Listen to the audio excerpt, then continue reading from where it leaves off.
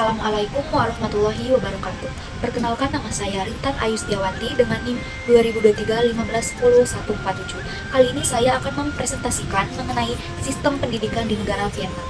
Sebelumnya saya ucapkan terima kasih kepada Bapak Dr. Haji Roni Mugara MPD selaku dosen pengampu mata kuliah, telaah kurikulum dan kapita selekta sekolah dasar. Negara Vietnam merupakan negara yang berada di benua Asia, lebih tepatnya di Asia Tenggara, dengan nama lengkap Republik Sosialis Vietnam atau Socialist Republic of Vietnam. Kemudian bentuk pemerintahannya yaitu Republik Komunis dengan kepala negara Presiden Nguyen Phu Trong. Kepala pemerintahannya yaitu Perdana Menteri Nguyen Xuan Phuc. Kemudian ibu kotanya yaitu ibu kota Hanoi. Bahasa resmi yang digunakan di negara Vietnam yaitu bahasa Vietnam. Kemudian untuk mata uang di negara Vietnam disebut Dong Vietnam atau disingkat VND. Mayoritas masyarakat di negara Vietnam tidak beragama, yaitu mencapai 81,8%. Hari nasional di negara Vietnam yaitu pada tanggal 2 September 1945 atau Hari Kemerdekaan. Kemudian untuk lagu kebangsaan negara Vietnam yaitu Tien Quan Cha atau The Song of the Marching Troops. Bendera negara Vietnam memiliki warna dasar merah dengan bintang berwarna kuning. Yang selanjutnya yaitu sistem pendidikan di negara Vietnam. Yang pertama ada prasekolah atau pendidikan anak usia dini. Prasekolah di Vietnam tidak wajib, hanya untuk anak-anak yang berusia sekitar 18 bulan sampai 5 tahun. Kemudian yang kedua ada sekolah dasar. Nah, sistem sekolah dasar di Vietnam wajib, dimulai dari usia 6 tahun. Pendidikan wajib berlangsung hanya 5 tahun. Yang ketiga, sekolah menengah rendah. Sekolah menengah rendah dimulai dari anak usia 11 sampai 15 tahun. Sekolah menengah rendah mencakup kelas 6, kelas 7, kelas 8, dan kelas 9. Jadi, lama sekolah menengah rendah 4 tahun. Yang keempat yaitu sekolah menengah atas, melayani siswa yang telah lulus sekolah menengah rendah dan ingin melanjutkan ke sekolah menengah atas. Pendidikan sekolah menengah atas terdiri dari kelas 10, 11, dan 12. Jadi, lama sekolah menengah atas adalah 3 tahun. Kelima yaitu pendidikan tinggi. Jadi, lulusan SMA perlu memperoleh nilai tinggi untuk dapat diterima di universitas. Dengan memperoleh tempat di universitas negeri dianggap sebagai langkah besar menuju karir yang sukses, khususnya bagi masyarakat pedesaan atau masyarakat yang kurang beruntung. Yang selanjutnya yaitu kurikulum di negara Vietnam. Kurikulum di negara Vietnam dirancang dengan beberapa prinsip dan fokus yang spesifik untuk memastikan kualitas pendidikan yang tinggi dan relevan dengan kebutuhan zaman modern. Nah, ada beberapa aspek kurikulum di Vietnam. Yang pertama ada struktur kurikulum. Jadi, kurikulum di Vietnam dibuat oleh pemerintah pusat dengan 80% materi yang bersifat umum dan 20% materi yang disesuaikan dengan muatan provinsi. Untuk pendidikan formal di Vietnam berlangsung selama 12 tahun. Struktur pendidikannya yaitu 5-4-3. Jadi, 5 tahun pendidikan dasar, 4 tahun pendidikan menengah atau rendah, kemudian 3 tahun pendidikan menengah atas. Nah, yang kedua yaitu fokus pendidikan. Yang pertama, pemahaman mendalam. Jadi, kurikulum dirancang agar siswa memiliki pemahaman yang mendalam tentang konsep-konsep dasar, bukan hanya menghafal. Ini bertujuan agar siswa dapat menerapkan pengetahuan mereka dalam menyelesaikan masalah kehidupan nyata.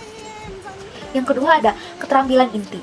Penekanan tidak hanya pada aspek kognitif, tetapi juga pada aspek psikomotor dan afektif, sehingga siswa dapat mengembangkan keterampilan inti yang diperlukan. Yang ketiga ada tahun ajaran. Jadi tahun ajaran di Vietnam dibagi menjadi 2 semester, yaitu semester pertama dari akhir Agustus hingga Desember, dan semester kedua dari akhir Januari hingga akhir Mei.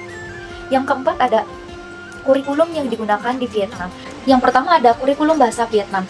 Jadi mata pelajaran wajib yang diajarkan di sekolah menengah bersama dengan matematika, biologi, fisika, kimia, sejarah, geografi, kewarganegaraan, bahasa asing, pendidikan jasmani, teknologi, seni, dan musik. Yang kedua ada kurikulum lanjutan. Mata pelajaran lanjutan yang diajarkan di sekolah menengah meliputi matematika, fisika, kimia, dan biologi untuk ilmu pengetahuan alam, serta sastra, sejarah, geografi, dan bahasa asing untuk ilmu sosial. Yang ketiga yaitu kurikulum Inggris. Kurikulum yang digunakan di sekolah internasional Vietnam termasuk A-Level atau IB dan lain sebagainya. Kemudian yang terakhir ada kurikulum negara tertentu. Kurikulum yang digunakan di sekolah internasional yang berafiliasi dengan negara tertentu seperti Australia, Prancis, Jerman, Rusia, dan Korea. Dengan demikian, kurikulum di Vietnam dirancang untuk memberikan pendidikan yang komprehensif, praktis, dan relevan dengan kebutuhan zaman modern, sambil mempertahankan nilai-nilai nasional dan lokal. Yang selanjutnya ada kelebihan dan kekurangan pada aspek pendidikan di Vietnam. Jadi, kelebihan pendidikan di Vietnam ada beberapa. Yang pertama, prestasi internasional. Jadi, Vietnam menempati posisi ke-12 dalam penilaian kemampuan pelajar internasional atau PISA yang mengungguli banyak negara maju dalam membaca, matematika, dan sains. Ini menunjukkan bahwa sistem pendidikan Vietnam mampu menghasilkan siswa dengan kemampuan akademik yang tinggi. Yang kedua, ada kurikulum yang terfokus. Jadi, kurikulum pendidikan di Vietnam dirancang untuk memberikan pemahaman mendalam tentang konsep-konsep dasar. Berbeda dengan kurikulum di banyak negara lain yang cenderung dangkal. Hal ini memungkinkan siswa untuk tidak hanya menghafal, tetapi juga menerapkan pengetahuan dalam konteks yang lebih luas. Yang ketiga ada investasi dalam pendidikan. Pemerintah Vietnam berkomitmen untuk meningkatkan anggaran pendidikan dengan sekitar 20% dari pengeluaran pemerintah dialokasikan untuk sektor ini. Investasi ini mencakup pelatihan guru dan penyediaan fasilitas pendidikan yang lebih baik. Nah, kemudian yang keempat ada dukungan sosial dan budaya. Jadi pendidikan sangat dihargai dalam budaya Vietnam dengan orang tua yang memiliki harapan tinggi terhadap anak-anak mereka. Ini menciptakan lingkungan yang mendukung bagi siswa untuk belajar dan berkembang. Yang selanjutnya yaitu ada kekurangan pendidikan di negara Vietnam. Yang pertama ada keterbatasan akses pendidikan. Nah, meskipun prestasi akademik tinggi, sekitar 37% anak berusia 15 tahun di Vietnam tidak bersekolah. Ini menunjukkan adanya tantangan dalam memastikan akses pendidikan yang merata bagi semua anak. Yang kedua ada kurikulum yang ketinggalan zaman. Beberapa kritik menyebutkan bahwa kurikulum pendidikan di Vietnam mulai tidak relevan dengan kebutuhan zaman sekarang dan kurang diperbarui untuk memenuhi tantangan masa depan. Yang ketiga ada jam belajar yang panjang. Jadi, siswa seringkali menghadapi jam belajar yang panjang sehingga tidak memiliki cukup waktu untuk beristirahat atau melakukan kegiatan ekstrakurikuler yang penting untuk keseimbangan hidup mereka. Yang terakhir yaitu korupsi. Korupsi masih menjadi masalah dalam sistem pendidikan Vietnam. Hal ini dapat mempengaruhi alokasi sumber daya dan kesempatan pendidikan bagi siswa. Nah, dengan demikian, meskipun sistem pendidikan di Vietnam menunjukkan banyak kelebihan seperti prestasi akademik yang baik dan dukungan sosial yang kuat, masih ada tantangan signifikan yang perlu diatasi untuk meningkatkan kualitas dan aksesibilitas pendidikan bagi semua warga negara. Yang selanjutnya persentase anggaran untuk pendidikan di Vietnam. Ada beberapa hal. Yang pertama, rincian persentase anggaran pendidikan di Vietnam. Persentase anggaran untuk pendidikan di Vietnam tidak secara eksplisit disebutkan dalam sumber yang tersedia.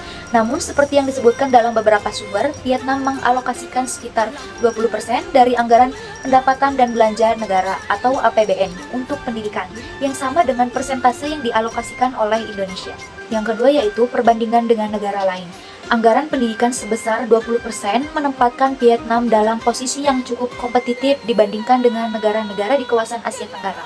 Sebagai perbandingan, Indonesia juga mengalokasikan sekitar 20% anggaran untuk pendidikan. Namun, hasil yang dicapai kedua negara berbeda. Hal ini menunjukkan bahwa besarnya anggaran bukan satu-satunya faktor penentu kualitas pendidikan, tetapi juga bagaimana anggaran tersebut dikelola dan digunakan dengan baik. Nah, yang ketiga ada tantangan yang dihadapi. Meskipun alokasi anggaran besar, Vietnam masih menghadapi beberapa tantangan dalam sektor pendidikan, seperti kualitas guru, terutama di daerah pedesaan masih perlu ditingkatkan, kemudian infrastruktur sekolah. Fasilitas sekolah di beberapa daerah masih kurang memadai, dan terakhir yaitu kurikulum pendidikan perlu terus diperbarui agar relevan dengan perkembangan zaman. Dengan demikian, Vietnam tidak menunjukkan komitmen yang kuat dalam meningkatkan anggaran pendidikan untuk memperbarui kualitas pendidikan dan mempersiapkan sumber daya manusia yang lebih baik. Yang selanjutnya yaitu perubahan kurikulum di Vietnam. Perubahan kurikulum pendidikan di Vietnam telah melalui beberapa fase yang signifikan, bertujuan untuk meningkatkan kualitas pendidikan dan menyesuaikan dengan kebutuhan perkembangan sosial dan ekonomi. Nah, ada beberapa perubahan utama dalam kurikulum pendidikan di Vietnam. Yang pertama ada penurunan lama pendidikan SD dan penambahan lama pendidikan SMP. Jadi, lama pendidikan di SD diubah dari 6 tahun menjadi 5 tahun untuk mempercepat proses pendidikan dan memberikan bekal keterampilan yang lebih baik. Nah, yang kedua yaitu ada SMP. Lama pendidikan di sekolah menengah pertama atau SMP diperpanjang dari 3 tahun menjadi 4 tahun untuk meningkatkan keterampilan siswa sebelum mereka melanjutkan ke sekolah menengah atas. Yang kedua yaitu penghapusan penjurusan di SMU. Penjurusan di tingkat sekolah menengah umum atau SMU dihapuskan sejak tahun 1993 sampai 1998. Hal ini dilakukan untuk meringankan beban akademis siswa dan memberikan pendidikan yang lebih holistik. Yang ketiga, kurikulum berbasis komunitas. Kurikulum yang dikembangkan di Vietnam memiliki sifat community based, memberikan kesempatan pada siswa untuk keluar dan berkenalan dengan alam atau realitas. Jadi, hal ini bertujuan untuk membuat kurikulum lebih praktis dan relevan dengan kehidupan sehari-hari. Yang keempat ada fokus pada pemahaman mendalam dan keterampilan inti. Jadi, kurikulum yang dirancang oleh para ahli pendidikan Vietnam bertujuan agar siswa memiliki pemahaman yang mendalam tentang konsep dan penguasaan keterampilan inti. Ini tidak hanya menekankan pada aspek kognitif, tetapi juga psikomotor dan afektif. Yang kelima ada integrasi mata pelajaran. Jadi, ada upaya untuk mengintegrasikan berbagai mata pelajaran, sehingga pembelajaran menjadi lebih tematik dan relevan dengan kehidupan sehari-hari siswa. Hal ini bertujuan untuk mengurangi pendekatan pembelajaran yang terlalu terfragmentasi. Jadi, perubahan-perubahan ini mencerminkan komitmen Vietnam untuk meningkatkan kualitas pendidikan dan menjawab tantangan global secara kebutuhan lokal dalam era modernisasi dan integrasi internasional. Yang terakhir ada gaji guru di Vietnam. Gaji guru di Vietnam bervariasi tergantung pada jenjang pendidikan dan pengalaman mengajar. Nah, ada beberapa rincian berdasarkan tingkat pendidikan atau jenjang pendidikan. Yang pertama ada taman kanak-kanak dan sekolah dasar. Gaji guru berkisar sekitar 3,2 juta rupiah hingga 4,4 juta rupiah per bulan. Kemudian untuk gaji guru berpengalaman mulai dari 4,4 juta rupiah hingga 6,5 juta rupiah per bulan. Yang kedua untuk sekolah menengah rendah. Gaji berkisar 5 juta rupiah per bulan. Nah, untuk gaji guru berpengalaman sekitar 5 juta rupiah hingga 7,6 juta rupiah per bulan. Yang terakhir, untuk sekolah menengah atas dan perguruan tinggi. Gaji guru berkisar 6 juta rupiah per bulan, sedangkan untuk guru berpengalaman mulai dari 6 juta rupiah hingga 9,6 juta per bulan. Baik, mungkin cukup sekian materi yang dapat saya sampaikan. Kurang lebihnya mohon maaf. Wabillahi taufik wal hidayah. Wassalamualaikum warahmatullahi wabarakatuh. Terima kasih.